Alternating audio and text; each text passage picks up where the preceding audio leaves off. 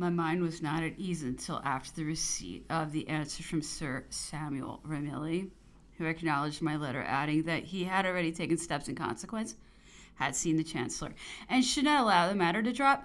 This circumstance occasioned an unpleasant explanation with the captain of the Bellerophon, whom Admiral Keith had commissioned to express to me his displeasure at my having secretly written to Sir Samuel Ramilly, contrary to his injunctions.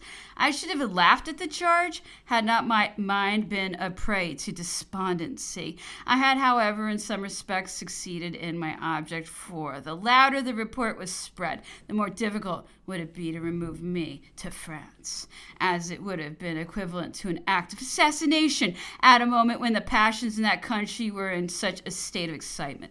We were left on board the Bellerophon in Plymouth Roads until the 15th of August, when we were transferred to the Eurotas frigate, in which we were 6 other French officers who had also accompanied the emperor, and like ourselves had been prevented from following him to St. Helena. Some of them were nevertheless very young. They were not treated, however, with less severity than I was.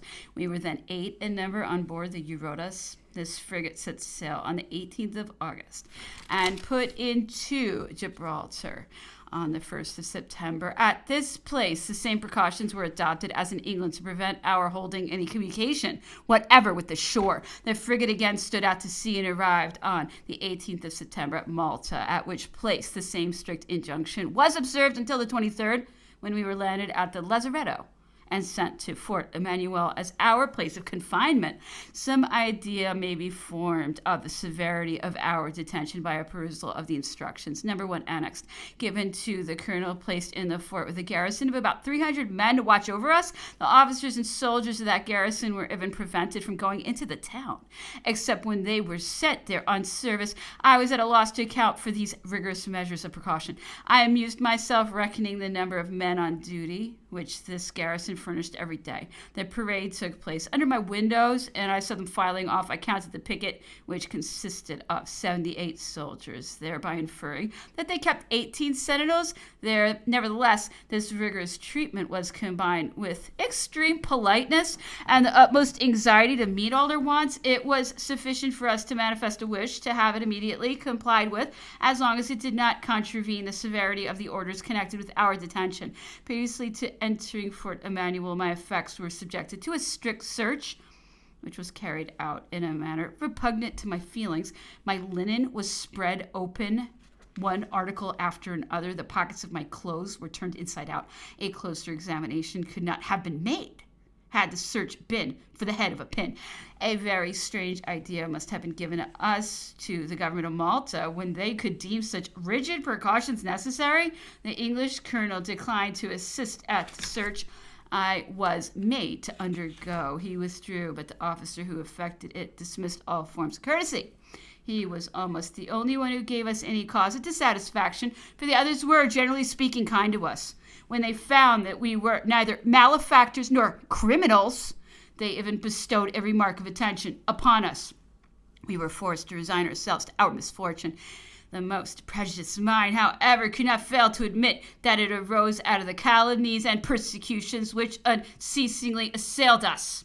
If the English government had possessed the right of considering us as prisoners of war, what necessity was there for sending us from England to Malta? Since it deemed itself fully justified in its conduct towards us, what had it to apprehend from our complaints? This isolated measure could only have the effect of creating a doubt as to its justice, whilst the strict watch exercised over us was sufficient to lay open the motives of it. No other can be found on mature reflection except the apprehension of the circumstances we might have divulged on the subject of our arrival on board the Bellerophon.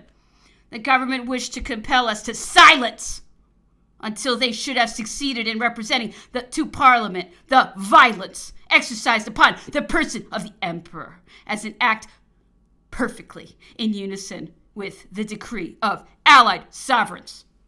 Peace had been signed in Paris on the 15th of November and ratified a few days afterwards. Nevertheless, the harsh treatment exercised towards us did not cease until the month of April 1816. It was no doubt brought to an end because its injustice and uselessness had become manifest. It was not until then that we were enabled to recover our liberty. I was at a loss how to while away a time which grew heavy upon my hands, and I set about writing the memoirs which have just been read. My prison afforded me no object of attraction. Nothing was calculated to divert my attention. My mind naturally reverted to the days gone by. I had some excellent geographical maps and was gifted with a fertile memory. I therefore endeavored to record all the military events in which I had taken part. If this voluminous narrative should be found to contain any inaccuracies in respect to dates, it presents no important error of facts. At any rate, these are nothing more than materials which I supply for the use of whoever may undertake to hand down to posterity the details of the most gigantic works and the most extraordinary disasters ever recorded in the pages of history. Chapter 16. When I quitted Malta in the middle of April 1816, I was enabled to determine what course I should pursue. I knew the fate of the young and gallant Labedoyer, as well as that of Marshal Ney, which was more recent. I had, moreover, to guard against a snare which had been laid for me.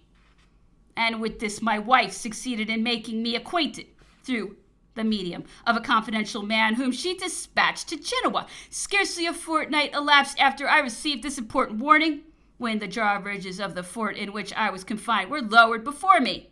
I felt no inclination to sail for America. Besides, I had no choice but to go on board the vessel, which was in readiness to receive both me and General Lalemant.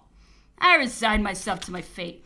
Indeed, the circumstances under which I quitted the fort precluded the possibility of long deliberation. I was loaded with clothes, having on a coat, a great coat, and a cloak. In each pocket I carried a little parcel rolled in a napkin, consisting of a change of linen, and my cloak concealed under another parcel, which I carried in my hands. General Lalemant was accoutred in a similar way. We were both obliged to walk under the scorching rays of the sun the whole distance between Fort Emmanuel, whence we had been released, to the inward extremity of the great harbor, where the sloop which was to receive us was lying. We were exhausted with fatigue at our journey's end. We reached the mouth of the harbor and got on board an English merchant vessel, which immediately set sail for Odessa. The ship was to touch at Smyrna in Constantinople, and I at first entertained the design of fixing my abode in the latter city. I, however, met in Smyrna Mr. de Vintimille, formerly a knight of Malta, who had followed us to Egypt. Our acquaintance was renewed, and the character he gave me of the European inhabitants of Smyrna determined me to go no further. Mr. Charles Withel of Liverpool, for whom the vessel was freighted, which conveyed us to Smyrna, generously offered us an asylum, and insisting on receiving us at all hazards. For Mr. Withel and all his family, General Lalemant and I received the most marked and delicate attention. At the expiration of a few months, Mr. Withel was under the necessity of proceeding to England. General Lalemant had determined on going to America, and I remained alone at Smyrna. My political situation now became worse than before.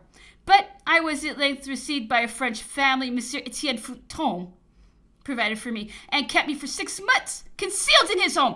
And when I could not with safety, either to him or myself, remain longer in his house, or even in Smyrna, he placed me on board a vessel which was to sail for Trieste. During the few weeks of my abode in Smyrna, I had an opportunity of becoming acquainted with many Englishmen, as well as several Turks of distinction, among other the Pasha.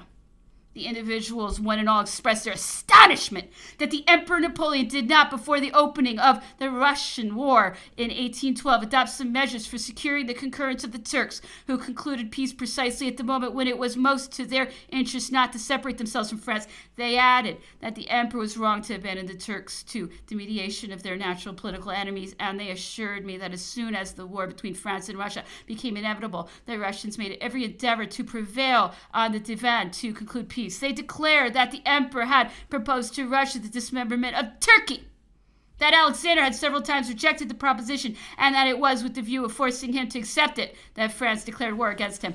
This assurance obtained no credit among the members of the Divan. The Sultan in particular pronounced it to be improbable, observing that the plan being highly conducive to the interests of Russia, she would naturally have been eager to accept the proposition that had been made to her. Nevertheless, intrigue still continued active. Pretended original documents were referred to, and letters from the emperor were produced alluding to plans relative to the division of Turkey. as a proof of the real designs of France.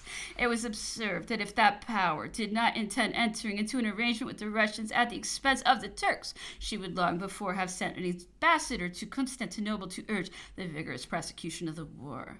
That this not being done, it was evident that the Emperor Napoleon wished to contract no engagement with Turkey so that he might treat without her, that is to say, sacrifice her.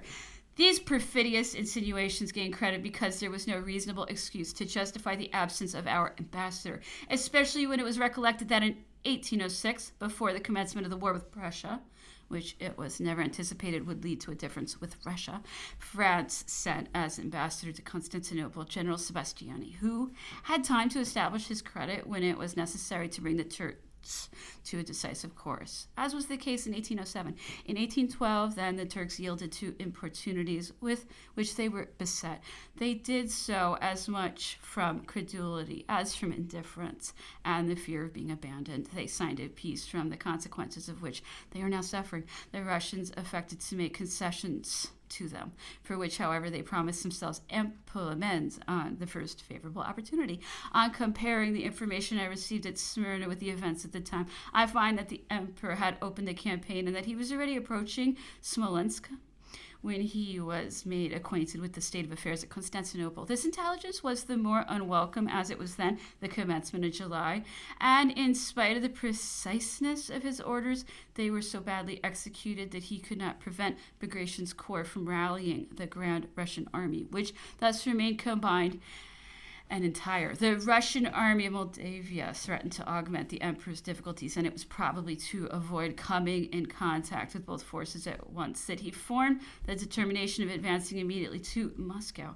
Instead of stopping at Smolensk, he hoped to come up with the enemy's grand army to destroy it, and then to make a movement on the force which was coming to Moldavia. Thus ensued the Battle of Moyaysk and the events to which it gave rise. I lived tranquilly in my retreat at Smyrna, having scarcely quitted my chamber from the commencement of August 1816 to Ash Wednesday 1817. My only occupation was finishing these memoirs and perusing the French journals, in which I found recorded the sentences of all those individuals who, like myself, had in July 1815 been placed on the first list of prescription, in which my name was the very last. I felt perfectly secure with respect to my impending sentence, for on examining my conscience, I found no grounds for uneasiness. All who came to see me seemed to participate in my hopes, and scrupulously avoided saying anything that was calculated to alarm me. Nearly a month had now elapsed since sentence was pronounced on the person whose name stood immediately before mine on the list. I was anxiously counting the days when a vessel which arrived from Marseille brought the journal containing the sentence by which I was capitally condemned for contumacy. I received through the same channel letters from my family urging me to fly without delay. Monsieur Fontaine procured a passage for me in a vessel bound for Trieste. I went on board during the night, and the next day we were out of sight of land. Adverse weather kept us 70 days at sea, though the voyage was usually performed in 25 days. We consequently suffered severe privations before we reached the lazaretto of Trieste. I soon found that news of my arrival had got before me, for I was separated from the other passengers and kept by myself during the quarantine. At last I was removed in the night. A coach was brought into the court of the lazaretto, and I was placed in it under the escort of a police officer who informed me that he had orders to convey me to Graz in Styria.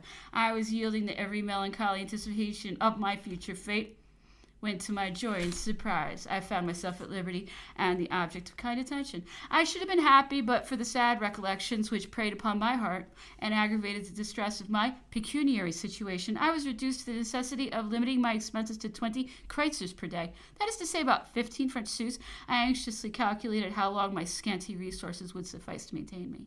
In the meanwhile, the Emperor of Austria passed through Graz on his way to Italy. He was accompanied by Prince Metternich. I ventured to request an audience of that minister, and I experienced the most flattering reception. He recommended me to be patient, added that he was very far from suspecting that I was reduced to such a state of privation, and that if the emperor had known it, he would have taken means to relieve me.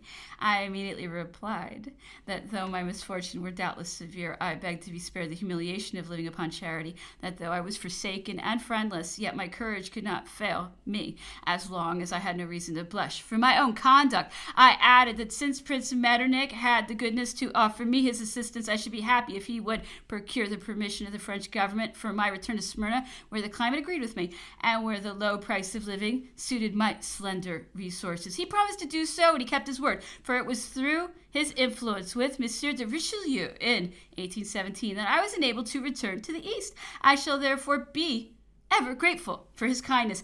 In the interval, my wife, accompanied by my eldest daughter, came to see me. She brought me some pecuniary aid, and shortly after her departure, I received the permission I wanted. I was unwilling to depart without thanking Monsieur de Metternich, and I obtained permission to go to Vienna, where I had the honor of seeing him. Next day, I again set out for Graz, and immediately after for Trieste, where I proceeded to Smyrna, where I arrived in June 1818. I lived tranquilly in that delightful country until April 1819, when there occurred to me one of those incidents which the most circumspect man cannot always avoid. I was weak, my only protection being public faith and the respect of the persons by whom I was surrounded. The French were obliged to keep at a distance from me, but the English gathered around me. I hoped that all difficulties would soon be at an end, when by intelligence from Constantinople I learned that the French ambassador had become my enemy and had issued severe orders against me. I saw but too plainly that these orders must be executed, or that I should compromise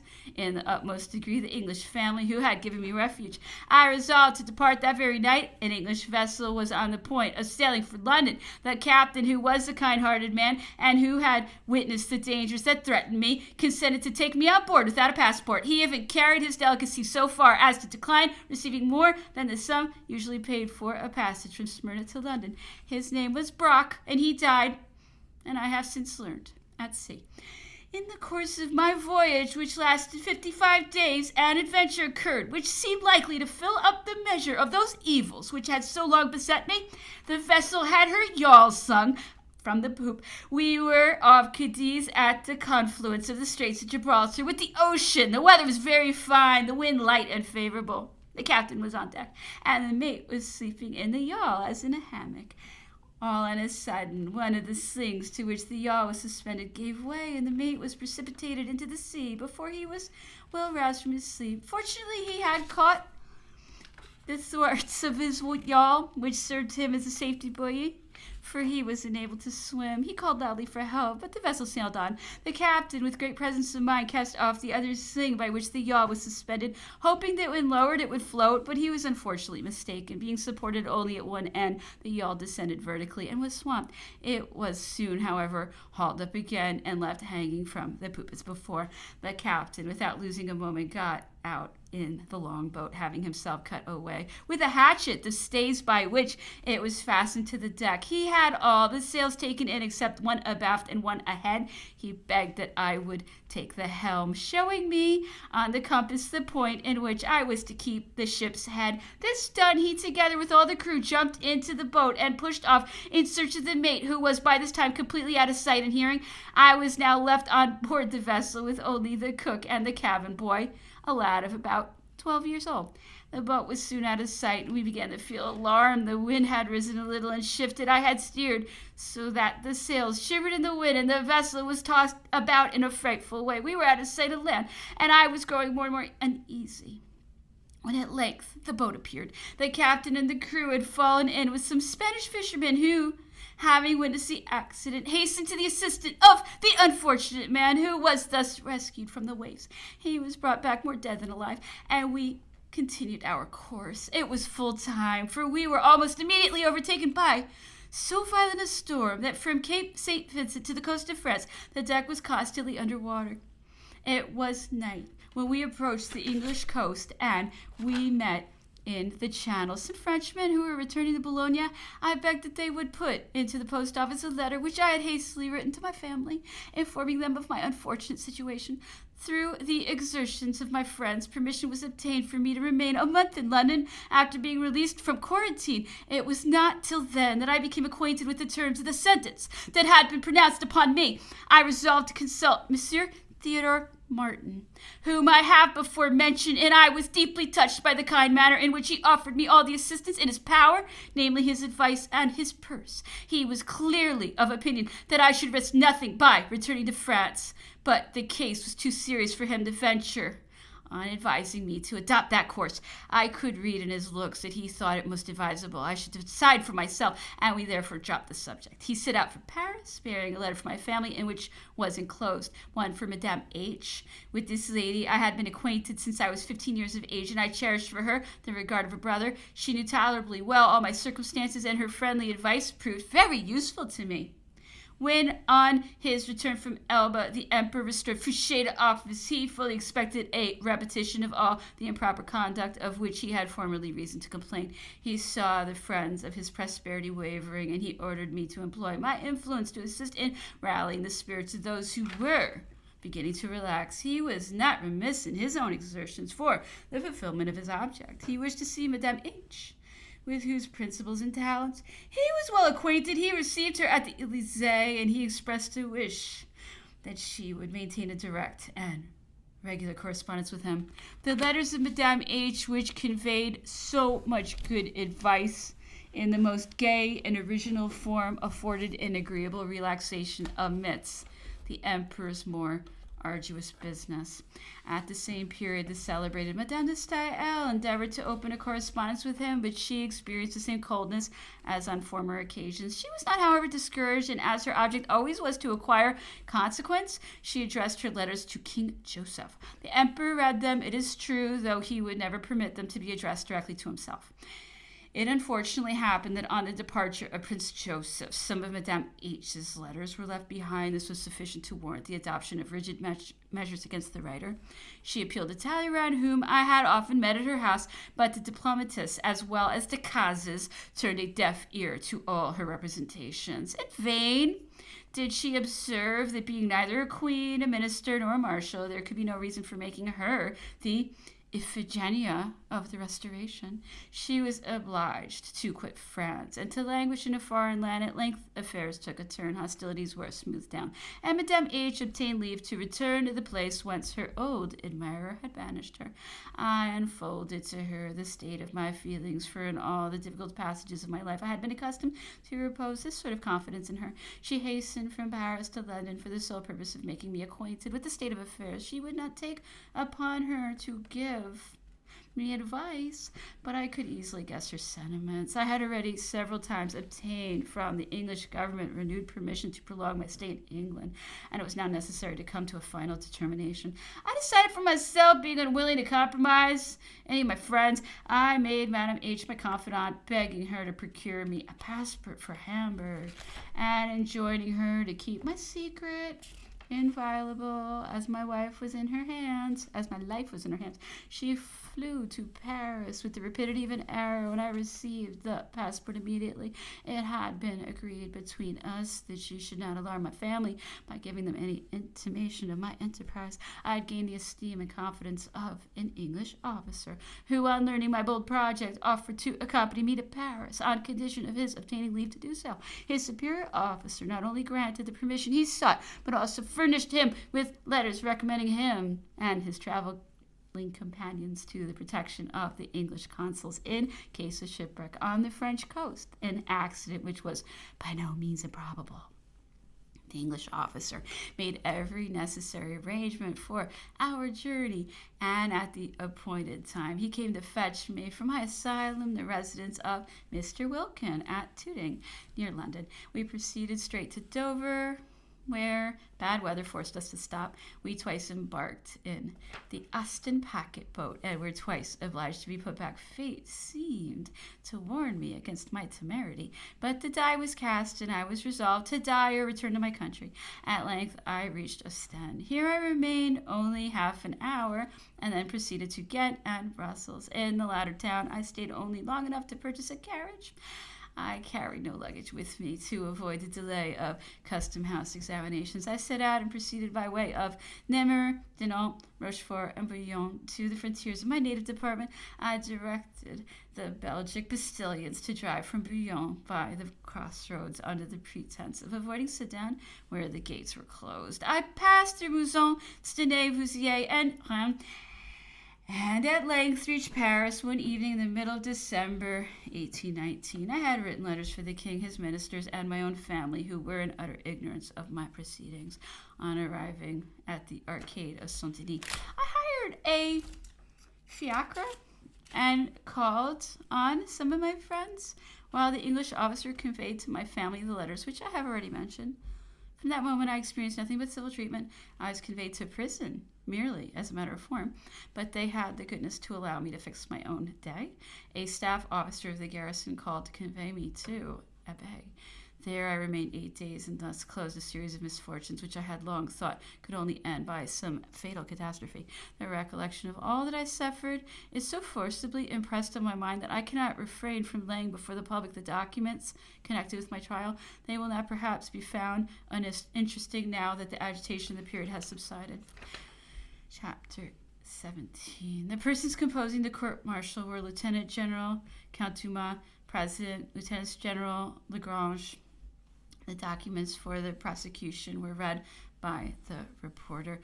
They were the sentence pronounced by the court-martial on the 24th of December, 1816, by which the Duc de Rovigo was condemned to death as being compromised in the ordinance of the 24th of July, 1815, on the alleged charge of high treason, and for taking part in the alleged plot of 1815 for the purpose of bringing back Napoleon to France. 2.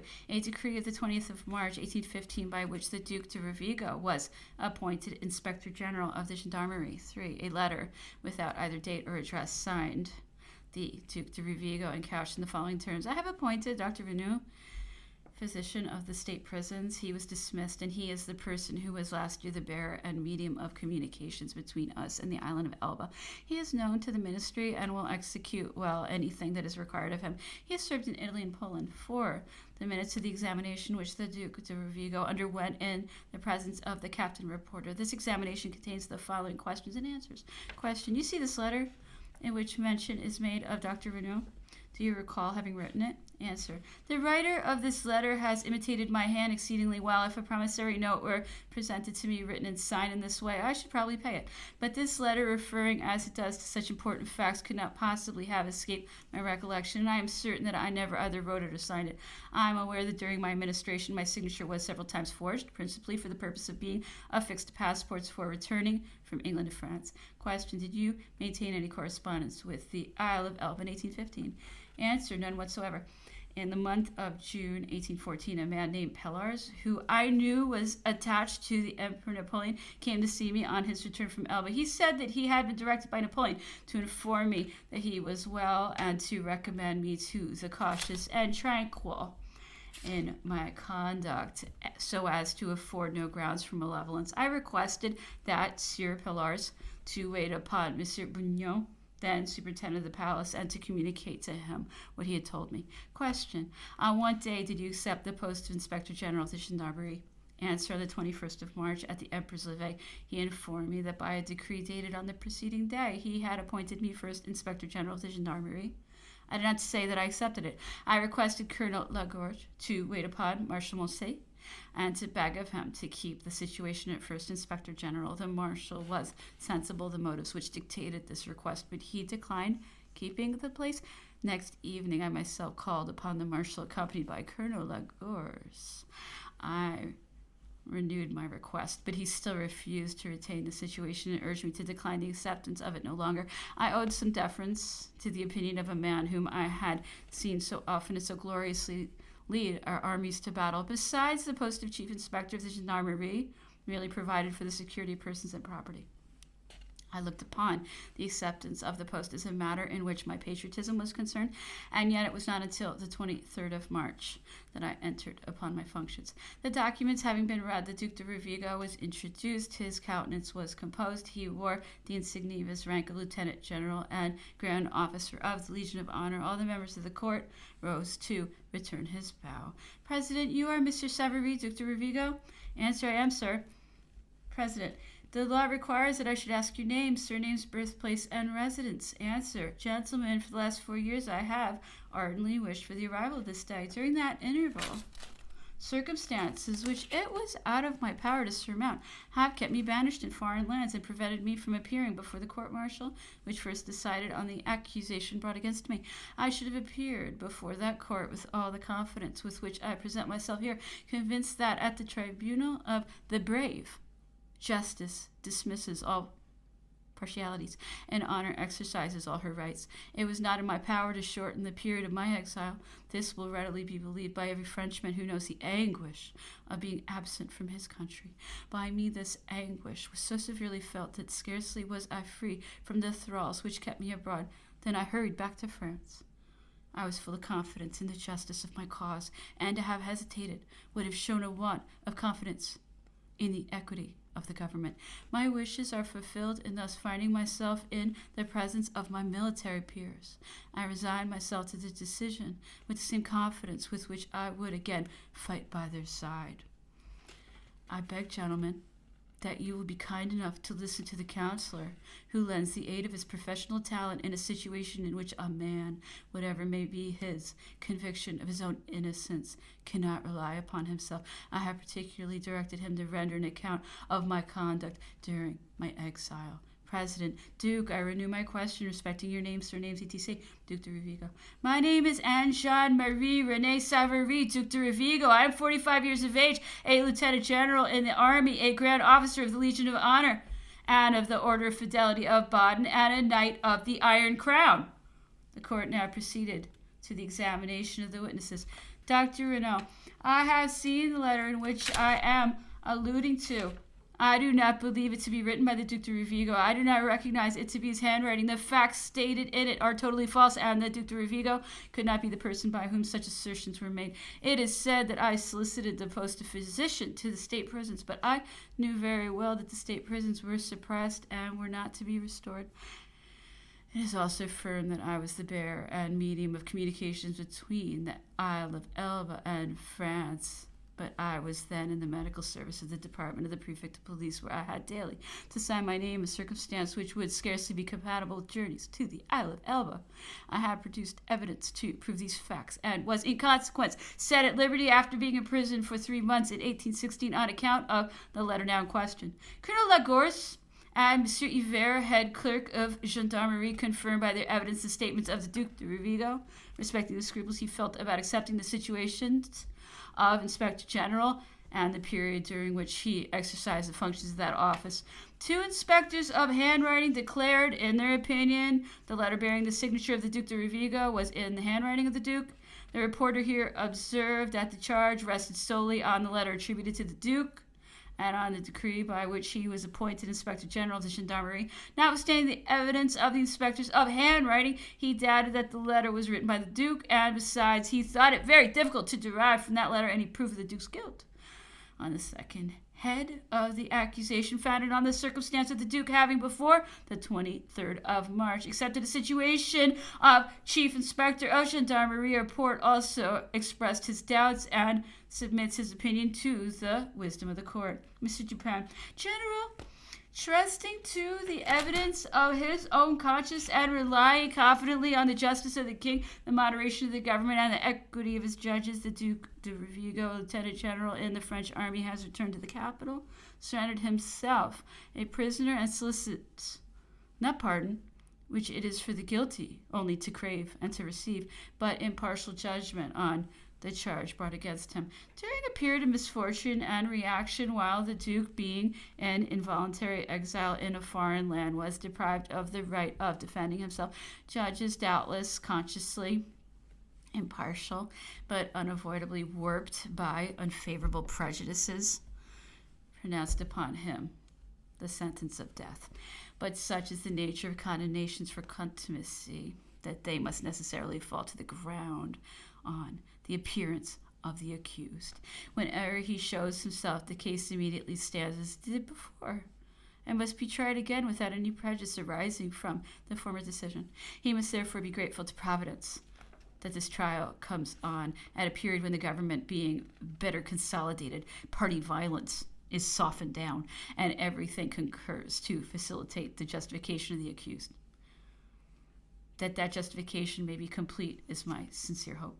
But in the first place, gentlemen, I must, in conformity with my instructions, lay before your eyes the conduct of the Duke de Rovigo and acquaint you with the circumstances which, independently of his will, have hitherto prevented him from appearing before you.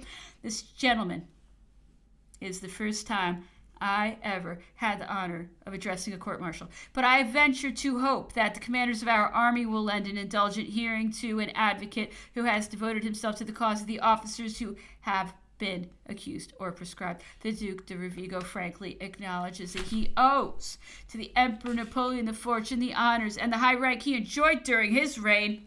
But gratitude never led him to betray his duty to France and the government which the Restoration has brought back to us. In April 1814, the Duc de Rovigo retired to his estate in Nonville, 10 leagues from Paris. No post was offered to him, and he was the object of no court favor. Notwithstanding his high rank, he was not even made a Knight of St. Louis. He was not required to take any oath, and in short, he lived on his half pay, without place, power, or employment. He resided in Nonville for nearly a year, visiting Paris only twice, and on each occasion only for a day, for the purpose of satisfying himself of the state of the Duchess's health during her accouchement. The police, had it been properly constituted, must have known the retirement in which the Duc de Rovigo lived. He was seeing nobody but the members of his family and some of those friends, generally so rare, whose attachment survives the disgrace of men in place. To maintain correspondence with the Isle of Elba was, of all things, farthest from the Duke's thoughts. The only occasion on which he received any direct communication from the Emperor is that mentioned in his examination. That communication was merely an ordinary testimony of civility and was in no respect calculated to excite alarm. Besides, the Duke took the precaution of making the government acquainted with the circumstance which called forth no disapproval. The Duke had thus lived for several months, devoting himself to agriculture and the education of his children, when the news of the landing at Caen gave a shock to public tranquility. The Duke was immediately suspected and threatened with arrest. But this supposed accomplice of Napoleon, who it might naturally be imagined would have flown to join his master's party, took an opposite course. He came to Paris and kept himself concealed, providing for his own personal safety and taking no part in the passing events. Napoleon arrived in Paris. The Duke was summoned to the Tuileries, where he presented himself on the evening of the 20th of March. The circle was numerous, and the Duke had an opportunity of seeing that the invitation he had received was anything but exclusive. What then was to ensue? What reception was to be given to the Duke of Rovigo?